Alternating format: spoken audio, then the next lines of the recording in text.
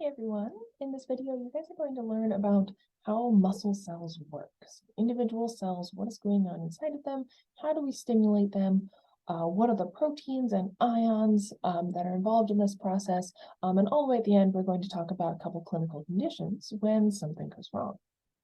Now, muscles as a whole, as an organ system, contain many different tissue types, just like organ systems should. What we're going to be talking about today, of course, is the muscle tissue itself. So the muscle cells, but a full muscle also contains a lot of connective tissue. Early on here, we're going to look at the different connective tissue sheaths around the muscle, around groups of muscle cells, and around muscle cells themselves. There are blood vessels. So the blood itself is connective tissue, but the vessels contain epithelia, smooth muscle, connective tissue, and other things. And finally, nervous tissue is going to be very important in this story because it is our neurons that stimulate the contraction of our muscle cells. Similar to nerves, muscle cells are bundled and covered by connective tissue. This here is an individual muscle cell, also called a muscle fiber or a myofiber or a myocyte. So lots of different terms, we should be used to that by now. So an individual muscle cell is supported and surrounded on all sides by something called the endomysium. So endo all the way on the inside. MYS is a root that means muscle. So this muscle cell or muscle fiber is surrounded by the endomysium. Multiple muscle cells are bundled together into what are called fascicles. So this here is a fascicle. It is surrounded by the paramysium. So this this membrane goes around the muscle, and it's around the perimeter of a fascicle or a bundle of muscle cells. And most, if not all of us, have actually seen fascicles before. So when you eat like shredded pork or shredded chicken, essentially, that low, slow cooking process kind of breaks down the outer casing, which I'll talk about in a second, the epimysium, leaving only the fascicles, so these bundles of cells.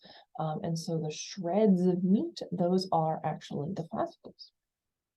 Finally, the epimysium, this is the connective tissue sheath that goes around the entire muscle. And so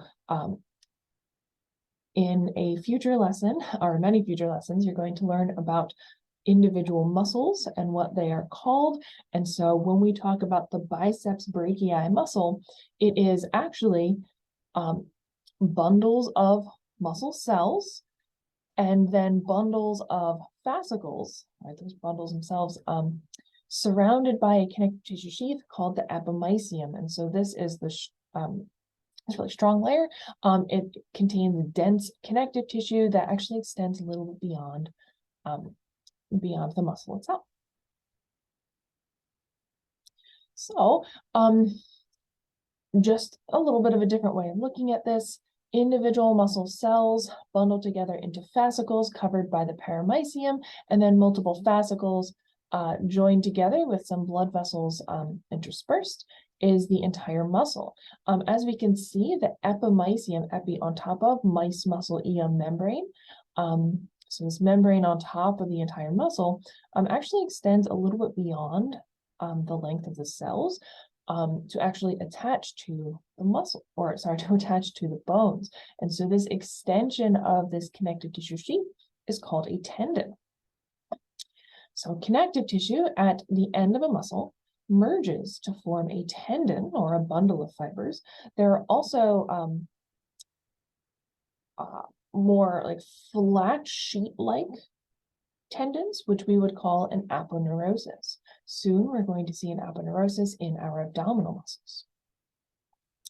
The epimysium joins to the bone, so joins muscle to bone, by fusing to the periosteum. So this membrane that goes is a membrane around the os to the bone and perimeter. And so these two sheaths around the muscle and the bone are going to fuse together to firmly attach the muscle to the bone. Here we can see just a couple examples. In this muscle right here, it's one of your quadriceps muscles, the rectus femoris. We can see the muscle cells themselves, and these lines here showing us the direction of the fascicles, and we can see that extending off the ends, off both ends in fact, the muscle connects to the bone via a tendon. Now here is the abdomen, so we can see lots of different abdominal muscles, and this most superficial muscle called the external oblique, we can see that the muscle cells stop here, but that connective tissue, that tendon, in this case a sheet-like tendon, extends farther. And so this would be called an aponeurosis. It is a sheet-like tendon, and this would just be called a platal tendon. Keep in mind that muscles attach to bones via a tendon or an aponeurosis. Bones attach to bones with the same type of connective tissue, so dense, regular connective tissue, but we call these ligaments. Now, muscle cells themselves have many different names. They're called muscle cells, they're called myofibers, so myo, another root for muscle. Also myocyte, so cyte for cell.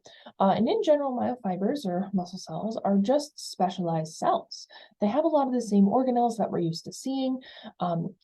So a nucleus, most muscle cells actually have many nuclei. We can see mitochondria. We can see these this other specialized organelle, which looks a heck of a lot like an endoplasmic reticulum. And so we're going to learn soon that this is called the sarcoplasmic reticulum. There's also a plasma membrane, which goes around the entire thing. In this case, we call this specialized muscle cell plasma membrane the sarcolemma. When it comes to muscle cells or myofibers, sarco is the root that we often see. So sarcolemma, the plasma membrane, sarcoplasm, the cytoplasm inside the specialized cell. Now, it is the unique structures of these muscle cells that give rise to the function of the muscle. Myofibers or muscle cells are contractile. That is, they have the ability to shorten. Essentially, inside the cell, we're going to see that proteins pull closer together in order to contract. Excitability, these cells, just like neurons, have the ability to generate an action potential. Right? So they respond to a stimulus, in this case from a neuron or a motor neuron, or other types of signals. There's conductivity, so not only can they receive a stimulus and depolarize in the local area, but they can send these electrical stimuli down the entire length of the sarcolemma. Extensibility, they can be stretched. Right? So when you stretch your muscles, you're not only stretching the connective tissue, those tendons that are attaching the muscles to the bones, but you're also stretching the muscle cell itself. And finally, elasticity. Even after you stretch your muscles, they can retract, they can return back to their original length.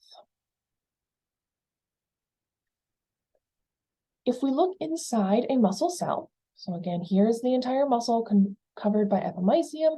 Here is a fascicle, a bundle of muscle cells. Within that fascicle is a series of individual muscle fibers or muscle cells. That is what this image is right here. And so what we see here is the sarcolemma or plasma membrane has been peeled back, and what we see are, first of all, lots of nuclei. And so I'll talk about that here soon. And a lot of cylinders. So most of the sarcoplasm, so most of the cytoplasm of a muscle cell is actually made up of these long cylinders that extend the entire length of the cell. These cylinders are called myofibrils. So fibrils. If you look closely, it looks like there are little stripes, and even when you look under the microscope, you see that the muscle cells have this striated or stripy appearance. So what is causing that is overlapping proteins inside the myofibrils. And so this is a diagram that I'm going to be building up with you as I proceed through this video. You have a copy posted for you as well. And so just want to do a little bit of labeling here with what we know so far. First of all, the entire structure here is the myofiber. And this is just one little section of the myofiber or the muscle cell. This here is the plasma membrane, which in muscle cells we call the sarcolemma. We're going to see soon that the sarcolemma actually doesn't just stay on the surface of the cell, it actually forms these little tubes that go right through the middle of the cell as well. Now, that'll be really important to our story. The sarcoplasm is just this space, essentially the cytoplasm of the muscle cell, and myofibrils. Okay, so these are the cylinders. This here is a cylinder, and of course the sarcoplasm is just filled with these myofibrils. So myofiber is the cell, myofibrils are the cylinders inside. Within the myofibrils, there are a series of protein filaments, different types of proteins, and they're parallel to one another, as we can see here. There are three main types, and then a couple others that are really important to the process of, essentially deciding when the muscle contracts or it doesn't. Let's kind of zoom in here again, and here is the muscle fiber, the entire cell. It's made up of lots of these little cylinders called myofibrils. The myofibrils contain these overlapping proteins. So there's red ones, there's blue ones, and etc. Okay, so the first type of proteins to talk about are the myosin, or called the thick filaments. Here we can see a bundle of proteins, and at the end of each protein is a little flexible head. Okay, so these bundles have lots and lots of heads that will be really important in contraction. The thin filaments here are shown in bluish purple. So here are the thin filaments. This contains 2 strands of protein. Okay? Note that each of these strands are made up of subunits that contain what is called an active site. And so, in order for a muscle to contract, in order for the muscle to shorten, these little thick filament myosin heads need to bind on the active site of actin. And essentially, they're going to bind here and pull the actin closer in that direction. At the same time, these myosin heads bind to this actin and pulls in that direction. And so essentially, when this is all happening at once, you get a shortening of the entire cell. Now, that's all well and good, right? So that's when muscle contraction happens, but we don't want our muscles to be contracted all the time. We want to have very fine control over when they're contracted. So when we are moving our muscles versus when we can relax our muscles. And so at rest, our actin, right, specifically the active sites on actin, these here, they are covered by this little teal protein right here, which is called tropomyosin. So this is essentially the gatekeeper. It is preventing myosin from binding to actin and therefore preventing the shortening of the muscle cell. Now, what actually removes the tropomyosin and therefore allows myosin and actin to bind is another protein called troponin. And so these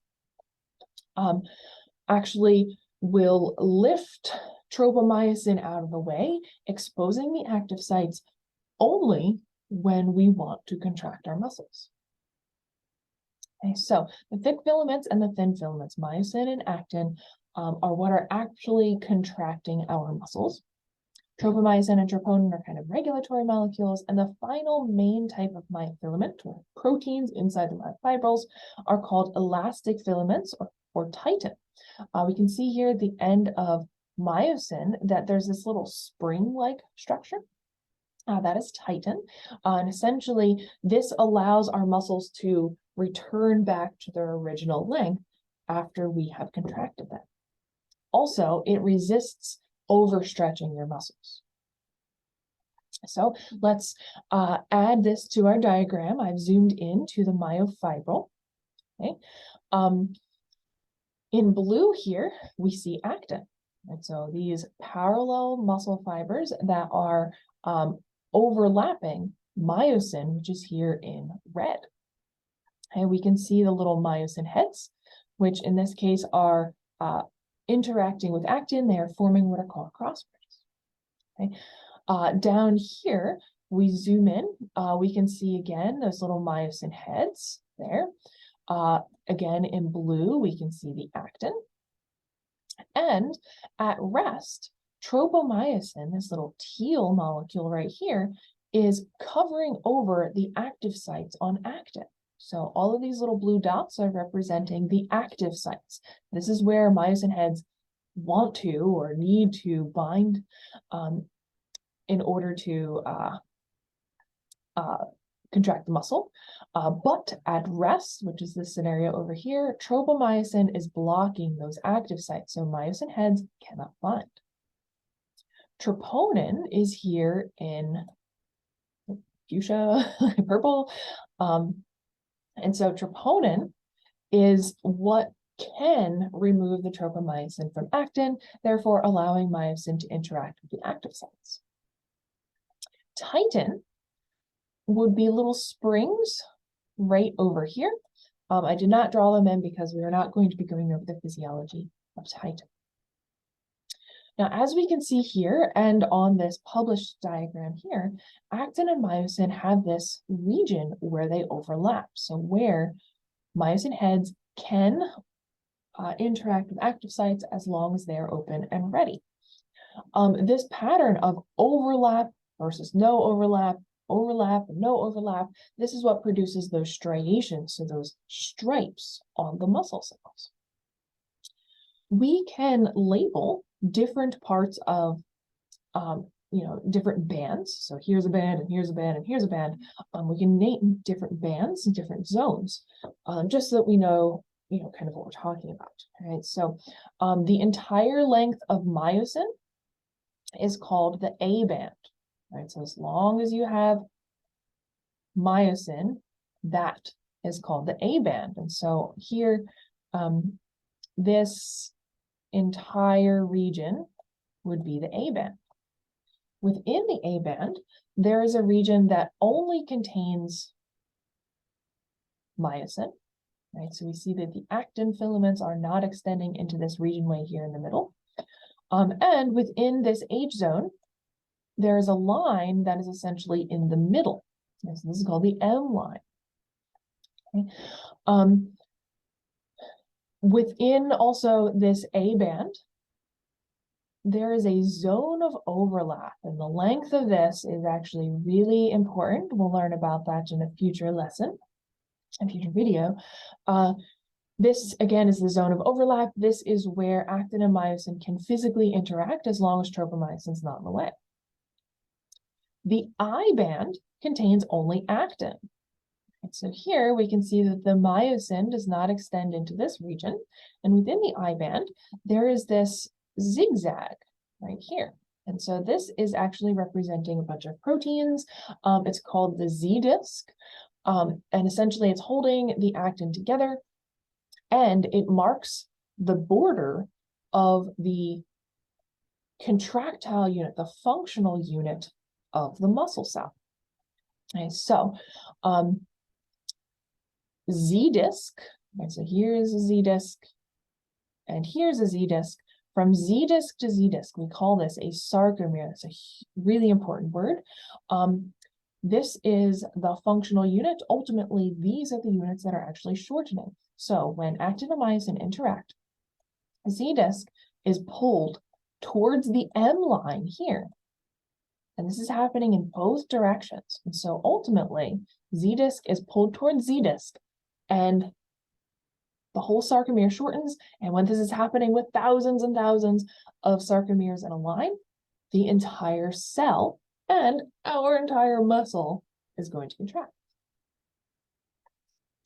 So once again, just to really drive this point home, here is the zone of overlap. So where actin and myosin overlap with each other, Z disc to Z disc, this is called a sarcomere.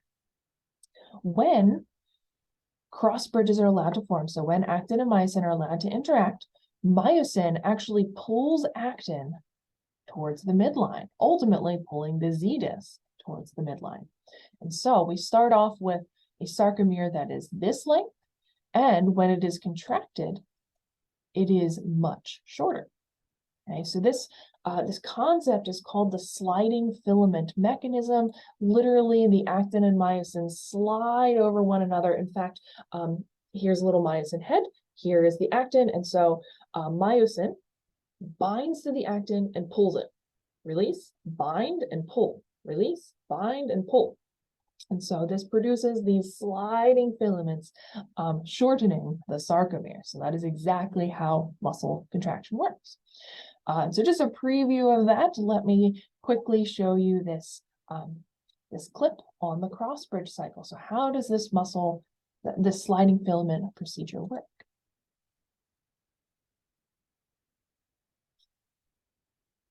The contraction of a skeletal muscle generates the force necessary to move the skeleton.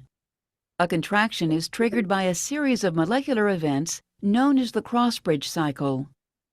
In a skeletal muscle fiber, the functional unit of contraction is called the sarcomere.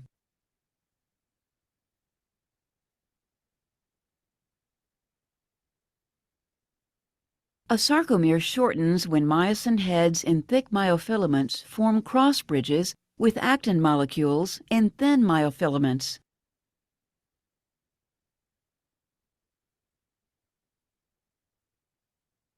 The formation of a cross bridge is initiated when calcium ions, released from the sarcoplasmic reticulum, bind to troponin. This binding causes troponin to change shape. Tropomyosin moves away from the myosin-binding sites on actin, allowing the myosin head to bind actin and form a cross bridge. Also note that the myosin head must be activated before a cross-bridge cycle can begin. This occurs when ATP binds to the myosin head and is hydrolyzed to ADP and inorganic phosphate. The energy liberated from the hydrolysis of ATP activates the myosin head, forcing it into the cocked position. A cross-bridge cycle may be divided into 4 steps. Step 1. Cross-bridge formation. The activated myosin head binds to actin, forming a cross bridge. Inorganic phosphate is released, and the bond between myosin and actin becomes stronger. Step 2. The power stroke. ADP is released and the activated myosin head pivots, sliding the thin myofilament toward the center of the sarcomere. Step 3. Cross-bridge detachment. When another ATP binds to the myosin head, the link between the myosin head and actin weakens, and the myosin head detaches. Step 4. Reactivation of the myosin head. ATP is hydrolyzed to ADP and inorganic phosphate. The energy released during hydrolysis reactivates the myosin head, returning it to the cocked position. As long as the binding sites on actin remain exposed, the cross-bridge cycle will repeat. And as the cycle repeats, the thin myofilaments are pulled toward each other and the sarcomere shortens. This shortening causes the whole muscle to contract. Cross-bridge cycling ends when calcium ions are actively transported back into the sarcoplasmic reticulum. All right, so let's break that down. Once again, we are looking at, we're talking about muscle contraction as a whole. So when your biceps brachii, for example, shortens and moves your forearm closer to your shoulder. So that is what we see. That's what we're actually talking about. But in order to understand this movement, we have to zoom in into the muscle, into the fascicle, to a muscle cell within that fascicle. Zooming in farther to the myofibrils and all the way down here to the myofilaments, the actin and the myosin. Okay. We need to talk about a couple more players in this process. So here is the same muscle cell that we've looked at before. We talked about the sarcoplasm, we talked about the myofibrils. surrounding each of the the sarcoplasm, as I alluded to before, doesn't just stay on the surface of the cell like it would in a normal cell. Instead, the sarcolemma actually dips down into the muscle cell. So it invaginates all the way into the cell, forming these little tubes in which the environment inside the tubes is the same as it is outside of the cell. So this is important because, as we're going to see, we're going to be generating concentration gradients just like we do for the neuron. And if there's high sodium on the outside of the cell, there's also high sodium inside these little tubes. The tubes are called the T-tubules, T for transverse, because they are going generally traveling in a transverse direction through your muscle cell.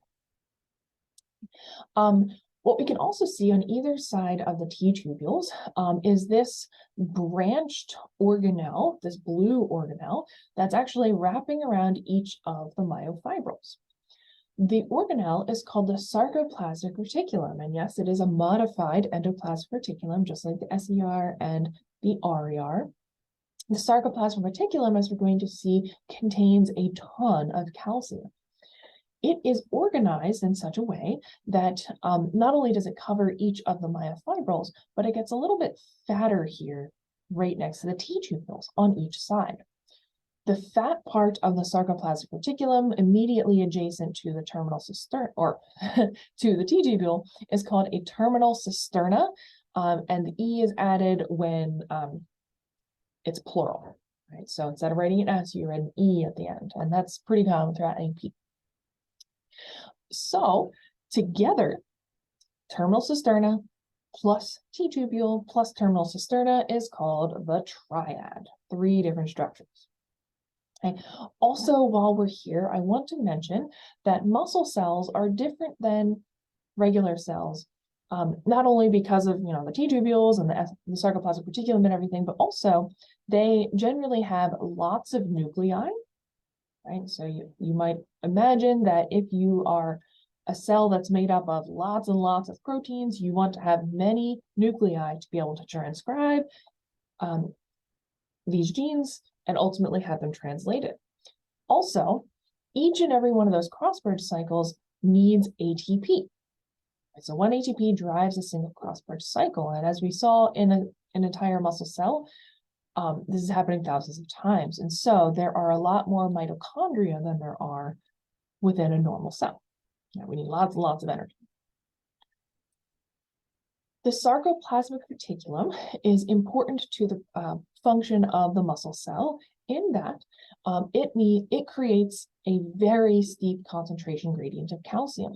So what we have here is we've zoomed in, here's the T-tubule, here's the terminal cisterna. We know that it is covering over the myofibrils here, and here's a mitochondria just for reference. Calcium is pumped from the sarcoplasm, right? So out here in this space, and it is pumped into the sarcoplasmic reticulum. Okay, so this requires active transport. It's going against its gradient, takes a lot of energy as well. In fact, this gradient is so steep that in many cases it can be 40,000 times higher than in the sarcoplasm of it. Than it is in sarcoplasm. So the as we learned, the steeper the concentration gradient, the faster the diffusion. And so what we're going to see is when we stimulate the muscle cell, calcium channels are going to be opened and they are going to flood into the sarcoplasm. So they're going to bathe over the surface of these myofibrils. Okay. The way that we do that is using voltage-gated calcium channels. So we're going to generate an action potential, and the voltage of that action potential is the voltage needed to open these guys. Okay. Secondly, gradients are also important in muscle cells, just like in neurons, in that we also generate a resting membrane potential. Same story, voltage-gated, sodium-potassium pumps generate a high sodium outside, high potassium inside, concentration gradients, and inside is actually even more negative than it is in a neuron. about -85 as opposed to -70.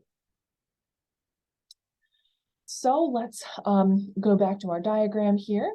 The sarcoplasmic reticulum, keep in mind that it is covering over these myofibrils, which contain the actin and myosin myofilaments. And so in my diagram, I've made them purple. These little holes right here are essentially these little holes. So the myofibril would be right underneath them, right? Terminal cisternae, we have one over here and we have one over here. Okay, both of these are terminal cisternae. And in the middle, which I didn't even write in, I'm sorry. In the middle, we have a T-tubule. Right, so there's a T-tubule. We see that the sarcolemma invaginates into the muscle cell, just like we see over here in this light blue. The triad contains the two terminal cisternae as well as the T-tubule. Lining the T-tubule and actually spanning the membrane of the T-tubule as well as the membrane of the sarcoplasmic reticulum are these kind of yellowish colored voltage-gated calcium channels. And so what we're going to see is that an action potential is going to come down here, down the T-tubule, and that voltage is going to be enough to open these voltage-gated calcium channels. Note that there's actually some sarcoplasm space in between the T-tubule and the sarcoplasmic reticulum.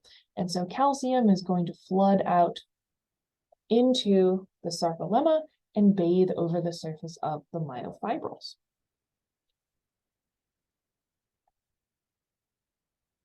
To generate this -85 resting membrane potential, the membrane of the cell, the sarcolemma, is lined with sodium-potassium pumps.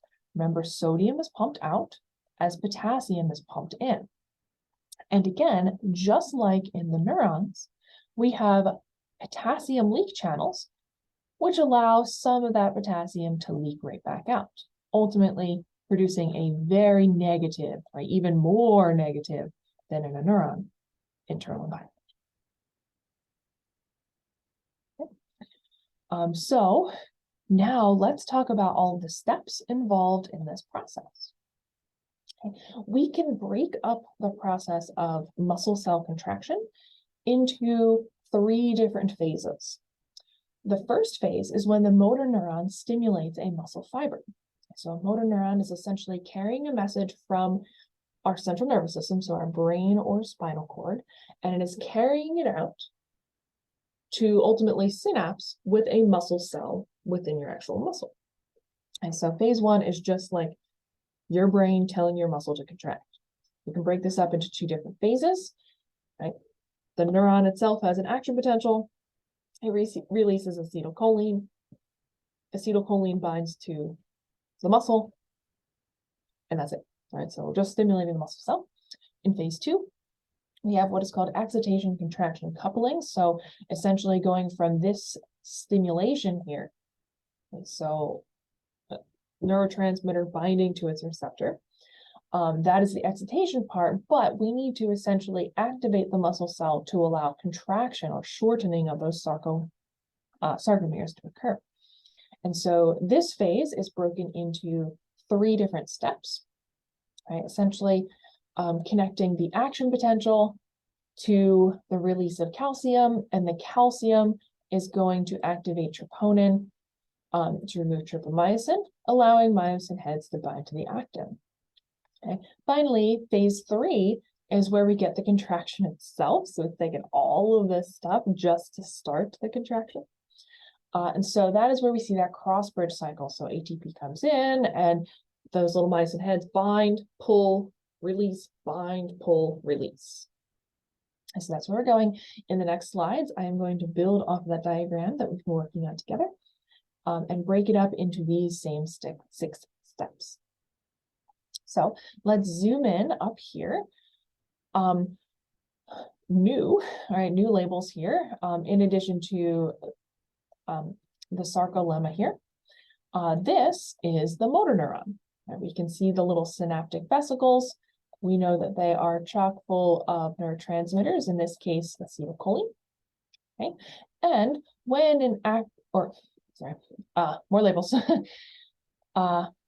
This interaction here, right? This structure, the motor neuron,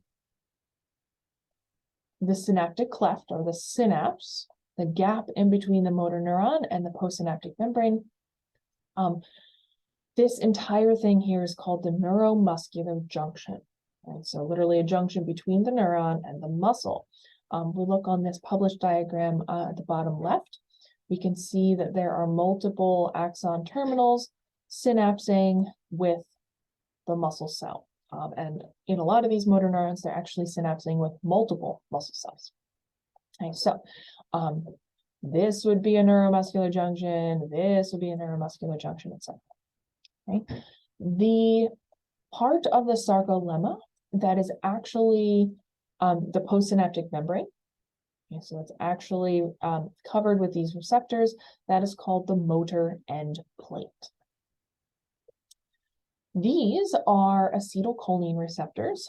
We can see that acetylcholine might bind right here, and there is a sodium channel that is associated with this receptor. So at rest, the ACH receptor is closed, also called cholinergic receptor, and it will open only when acetylcholine binds to the receptor. What we're leading to here is talking about these voltage-gated sodium channels. So just like in the neuron, these voltage-gated sodium channels are closed when the cell is at resting membrane potential, but if there is enough depolarization in the local area of the cell to reach threshold, same story, these guys are going to open and an action potential is going to travel down the muscle. Okay. So phase one, step one, this is just stimulating the muscle cell to contract. Here we have an action potential traveling down the neuron.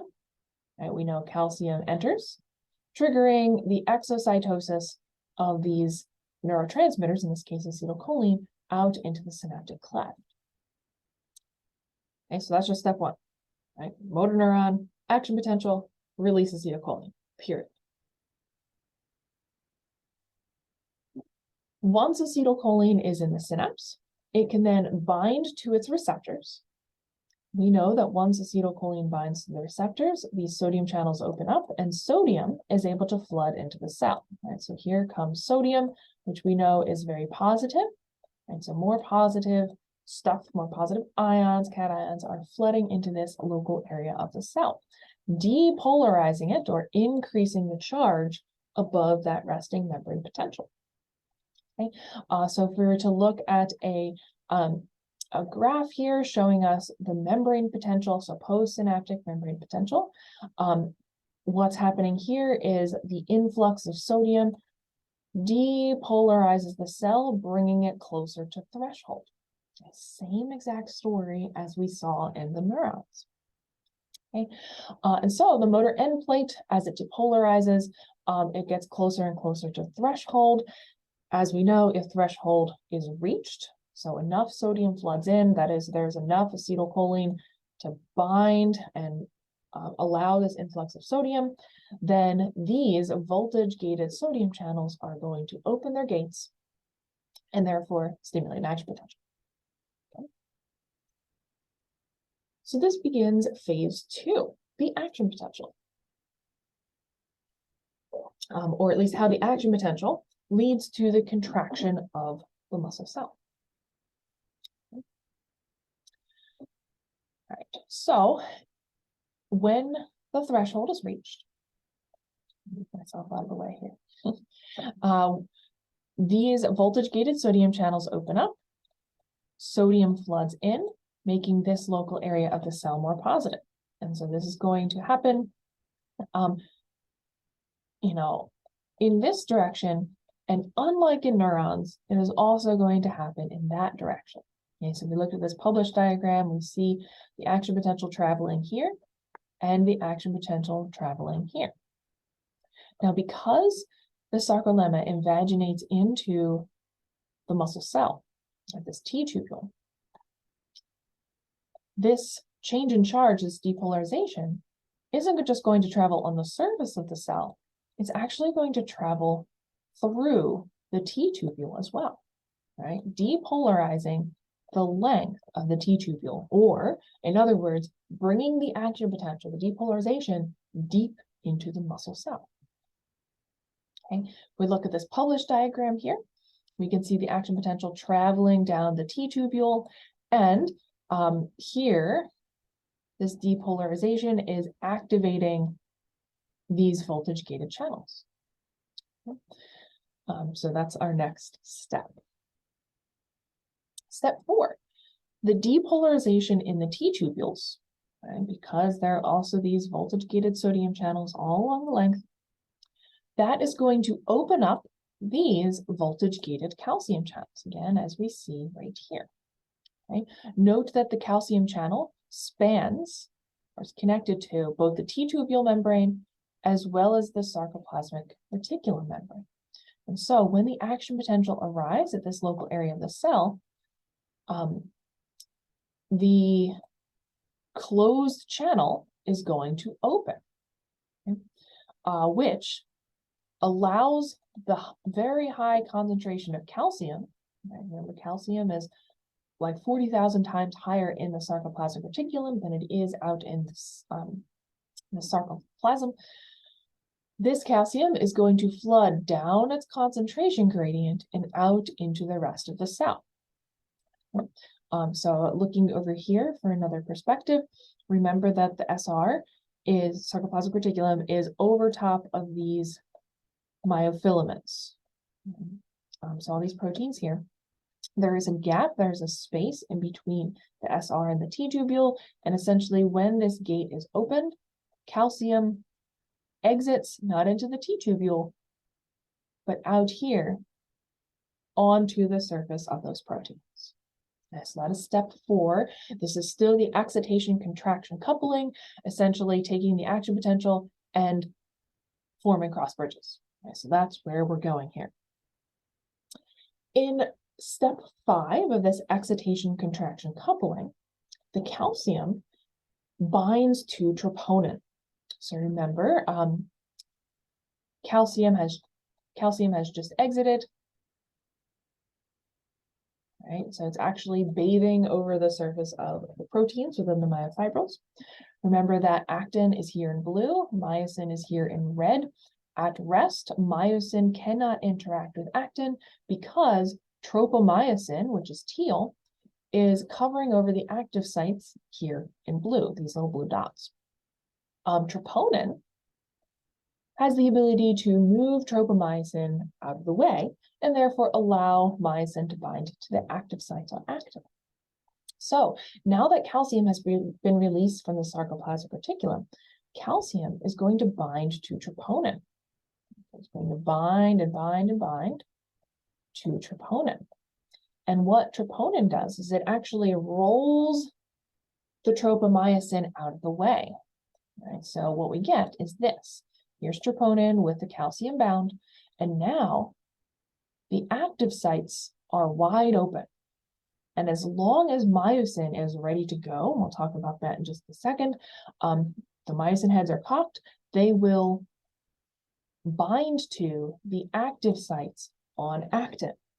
And this here, myosin bound to actin, this is called a cross bridge.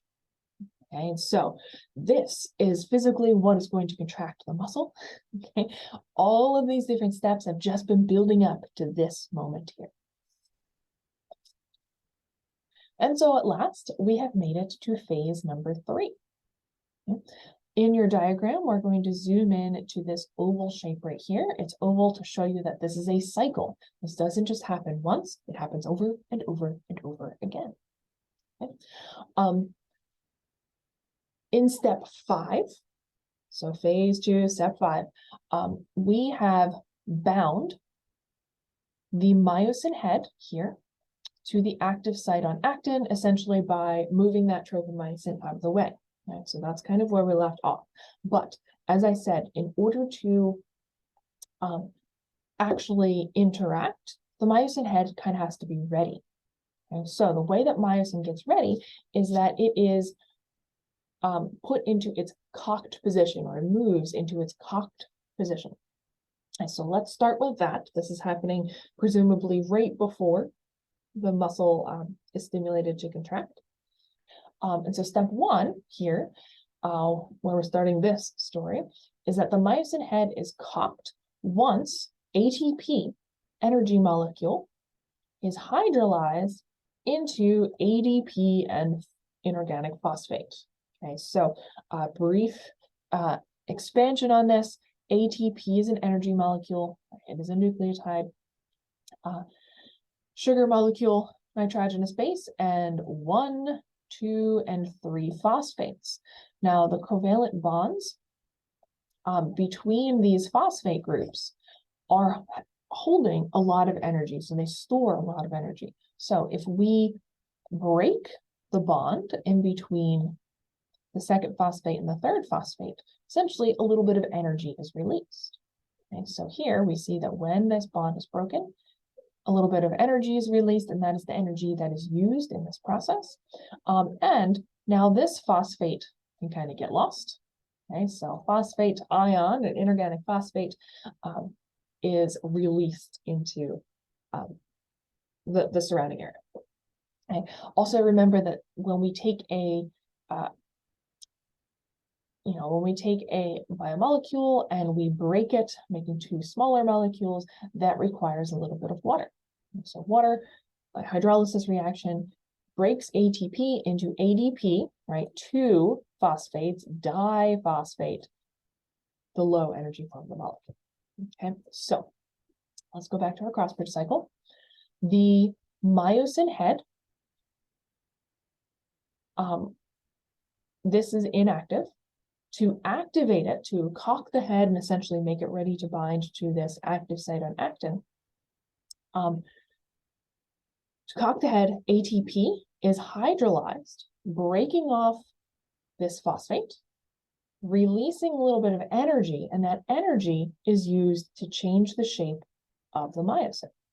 And now it is ready to go, ready to bind to actin as soon as the active site is uncovered from the tropomyosin. Okay. So in this high energy position, right, this cocked position, the myosin head binds to actin.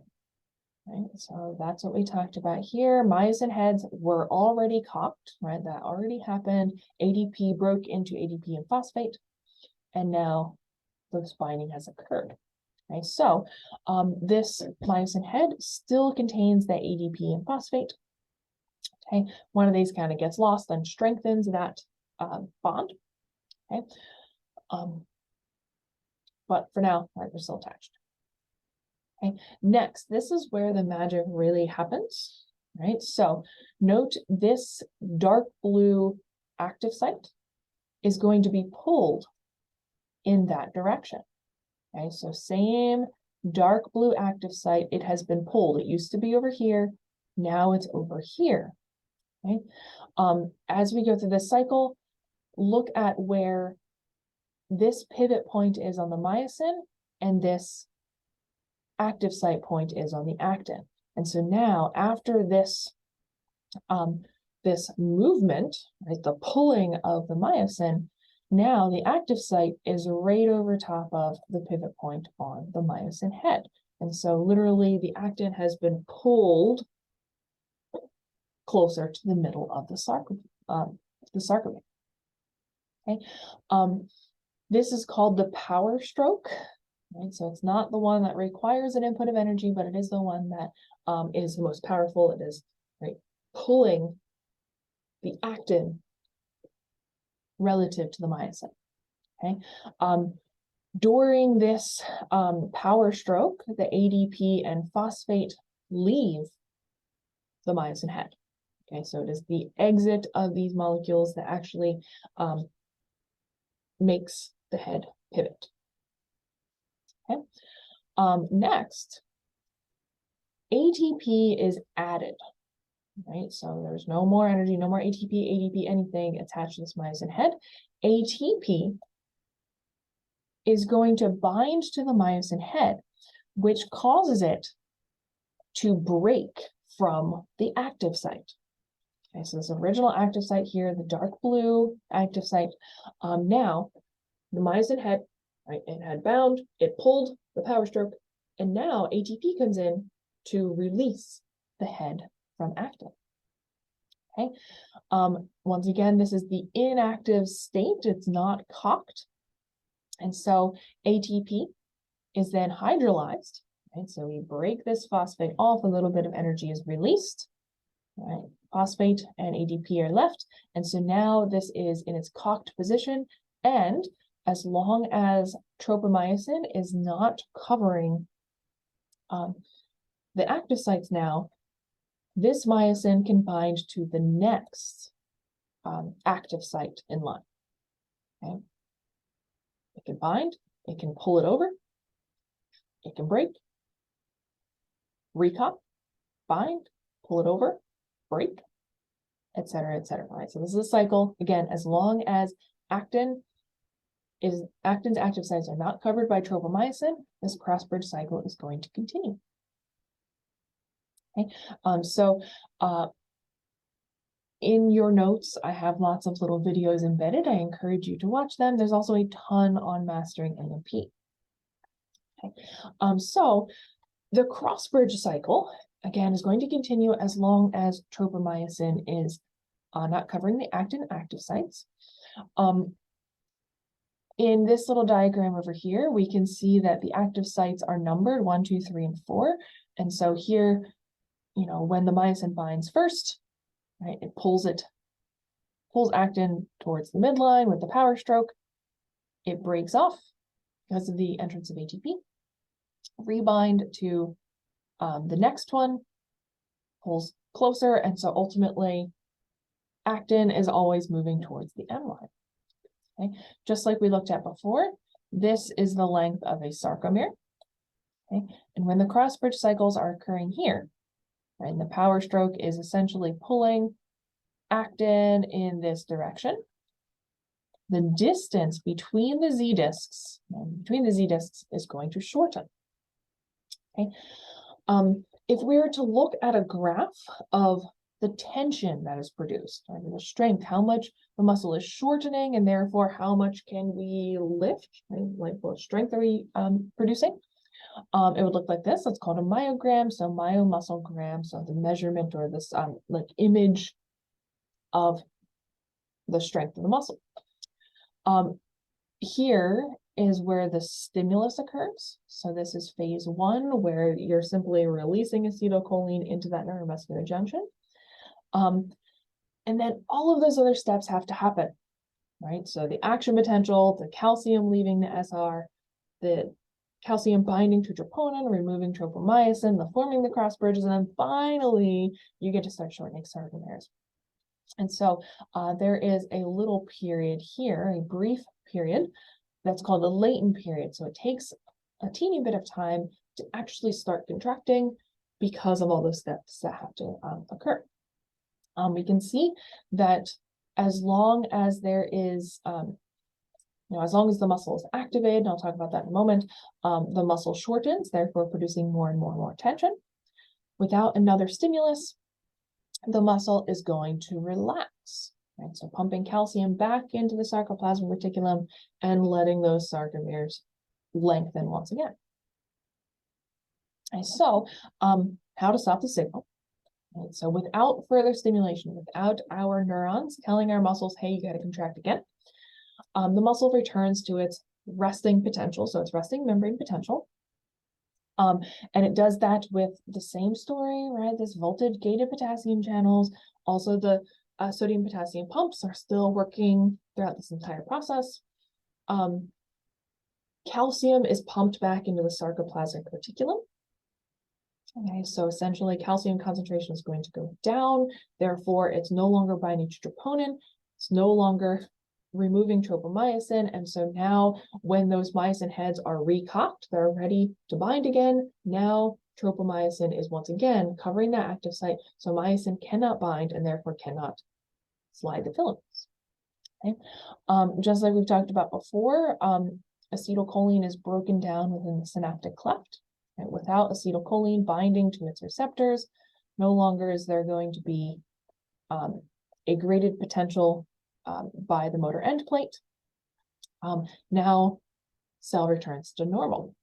Okay, so once again, the cross bridge is detached, and of course, tighten here at the end is going to facilitate kind of like the springing back to resting conditions. Okay. Once again, I encourage you to watch the videos. They are really well done. And so finally, let's talk about what happens when things go wrong. What we can see off to the side here is a neuromuscular junction. Okay. Botulism is a condition that is caused by consuming contaminated food. It's contaminated with the botulinum toxin. It's called Botox. I'll get into that in a second. But essentially, these guys love to live in like super old canned goods, all right? And other types of contaminated food. Anyway, when you are infected with this bacteria, essentially, the bacteria block the release of acetylcholine. So essentially, they prevent these vesicles from undergoing exocytosis. Therefore, no acetylcholine to bind here. Therefore, no depolarization. Therefore, no action potential, no cross bridges, no muscle contraction. And so this, the main symptom here is flaccid paralysis. So paralysis, of course, your muscles don't move, right? You can't move your body. But flaccid is particularly referring to the fact that you can think as much as you want, like, oh my gosh, I want to move my arm. I want to move my arm, but the muscle cells will not contract. Okay, so flaccid paralysis, unable to contract your muscles. Okay, you might recognize this, the botulinum. It is also called Botox, and so it is commonly used for cosmetic purposes, but also some other medical treatments for different types of overactive muscles. Okay, so Botox works by essentially preventing your muscles from contracting, right? So if someone gets like a lot of Botox, like they can't move their facial muscles. And so literally like a little tiny bit of this toxin, which is otherwise fatal, a little tiny bit injected into small spaces can just relax your muscles. And so no contracting muscles means, no wrinkles because your skin is wrinkling with the muscle contraction. So that's where Botox comes from. Anyway, another condition is called myasthenia gravis. This is where there is a loss of these receptors, right? So you might have plenty of motor neuron action potentials, plenty of acetylcholine in the synapse, but without the receptors, once again, no depolarization, no muscle contraction.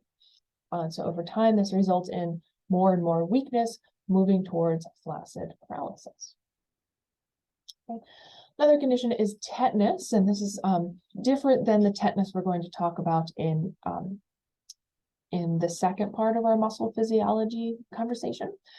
Tetanus is another type of infection. This bacteria loves to live in low oxygen conditions. Also on like rusty surfaces is where it's traditionally associated with. But essentially, if you puncture your skin with, a rusty nail that is contaminated with this bacteria, this bacteria is going to inhibit your motor neuron activity. And so what we see up here is part of the spinal cord. Here's a motor neuron that is exiting from the spinal cord and forming a neuromuscular junction with this muscle. Essentially, the tetanus bacteria inhibits your motor neuron activity. So it's essentially preventing action potentials in the motor neuron, and therefore it is suppressing the mechanism that inhibits motor neuron activity. So normally there's another neuron here that, pretty much puts the brakes on this muscle or this motor neuron, and therefore your muscle isn't contracting over and over and over again. But without that suppression or without that inhibition, motor neuron keeps on firing, keeps on depolarizing, and so it continues to trigger a contraction over and over and over again. And so this causes a paralysis as well, but this is called spastic paralysis. Right? So essentially this spastic paralysis is when your muscles lock up, they're contracted and you can't relax them. Right? So either way, your body's not moving, but this is when your muscles are contracting too much. Okay? So this can be fatal because your heart's a muscle, your diaphragm's a muscle, and your diaphragm is what allows you to breathe. And so if you contract tetanus, it does have a fairly high mortality rate. Polio, this is when a virus, the polio virus, attacks the motor neurons. Right? So this is what I was kind of talking about before. This is when these neurons are attacked, and so there's no message going down to your muscles, and so once again you cannot move your body, and so this results in paralysis as well, not only of your skeletal muscles, so like moving your limbs, but also your diaphragm. So your diaphragm is what allows you to live, or sorry, to breathe and therefore live. And so people who have contracted polio, in the 50s, 60s, some of them are still alive, but they have to live in an iron lung, which essentially breathes for them. They can't get out and walk around or anything. They are confined to this contraption because their diaphragm no longer can contract. Okay. Luckily, in both of these really scary conditions, the mortality rate and even the contraction rate in the United States is very low, or has been very low for a few decades now because of immunization. Of course, the rates are going up a little bit because of anti-vaccine sentiments and misinformation, but in general, these immunizations against tetanus and against polio have been a game changer in virtually eradicating polio and tetanus. The final condition that I want to talk about isn't exactly a clinical condition. It's just again something that happens after our post-mortem. So rigor mortis is this generalized muscle contraction relatively shortly after death, so within a couple hours, and may last for a few days. And so I just want to explain what's happening here, and to do so, let me remind you of the cross-bridge cycle. Remember, myosin heads bind, power stroke, the actual contraction phase, ATP enters to break the cross bridge. ATP is hydrolyzed into ADP and phosphate, which recocks the myosin head, and then the myosin head once again binds the actin, and life goes on. And so I want to point out that the actual active phase here, the entrance of ATP, isn't the power stroke. It's where, or it's ATP enters to break the cross bridge, right? So to detach myosin from actin. Okay, so if post-mortem, your cells start to degrade, your mitochondria kind of start to run out of fuel because no longer is your blood circulating and delivering more glucose, and so your reserves of ATP are going to be depleted within a couple hours. And so post-mortem, a couple hours, ATP reserves are depleted. So without new ATP to come in and break the cross bridges, this is what remains. Okay, so your muscles remain in a contracted position, in kind of like the spastic paralysis, until the proteins themselves start to break down. So over time, there's this degradation of the proteins, and that will ultimately break the cross bridges and reduce the rigor mortis. All right, so thank you guys very much for watching. Stay tuned for the next part of the story, which expands upon what is happening in the muscle cells, so that we can think about how our muscles, the whole muscle, moves. Thank you so much.